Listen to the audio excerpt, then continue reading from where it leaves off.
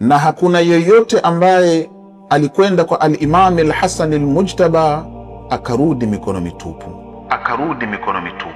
Nyinyi nyote mtakuwa mashahidi.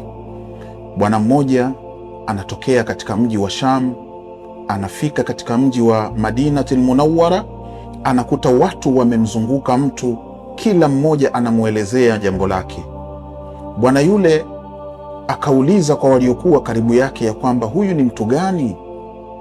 Wale watu wakamjibu na kumwambia huyo ni Al-Hasanul Mujtaba, mjukuu wa mtukufu Mtume Muhammad sallallahu alayhi wa alihi wasallam.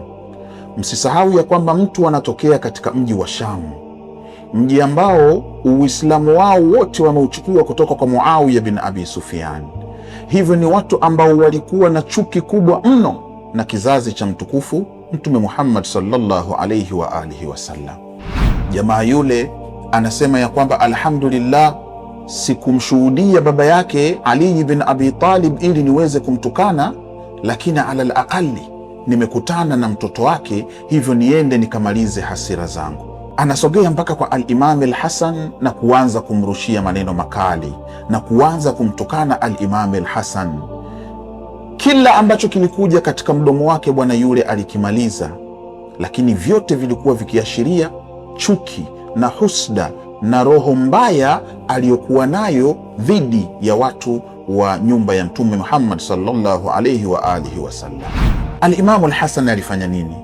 Alimwangalia bwana yule kwa upole, kisha akamwambia, ewe mzee, inaonekana wewe ni mgeni sana hapa Madina. Inaonekana wewe hauna yoyote wa kukukaribisha katika huu mji.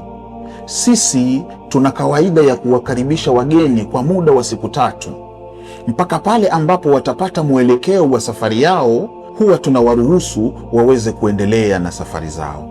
Hivyo ningependa nikukaribishe nyumbani kwangu, lakini kama unahitajia chakula pia tutakupatia chakula, kama unahitajia mavazi tutakupatia mavazi, lakini hata kama utakuwa unahitajia kiwango cha pesa, vile vile sisi tutakupatia pesa.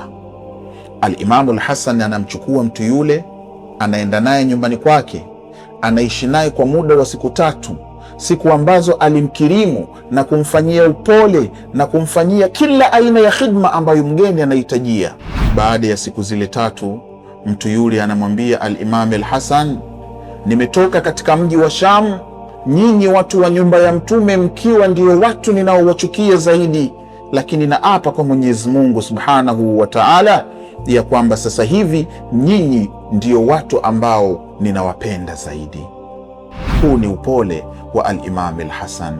Namna gani ambavyo muamala wako na mtu unaweza kumbadilisha kutoka katika chuki kwenda katika mapenzi.